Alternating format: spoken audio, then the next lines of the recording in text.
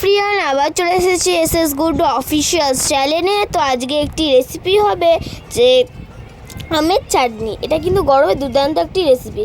এখানে তেলের মধ্যে অল্প সর্ষে, শুকনো লঙ্কা, বাদাম নেড়ে নিয়েছি। তারপর দিয়ে দেবো কাঁচা আম দিয়ে তারপর ভালো করে নেড়ে নেবো। আর যে বাদামটা দিয়েছিলাম না, সেটা হচ্ছে কাঁচা বাদাম। তারপর নুন দিয়েও একটু নেড়ে নেবো, পরিমাণ হিসাবে নুন নিতে হবে। আর এটা কিন্তু চিনিটা একটু বেশি লাগবে, যে যত মিষ্টি খেতে চাবে সেই অনুযায়ী তোমাকে দিতে হবে চিনিটা। চাটনি না একটু মিষ্টি বেশি হবে, তো তোমাদের স্বাদ অনুযায়ী বেশি করে মিষ্টি দিয়ে দেবে।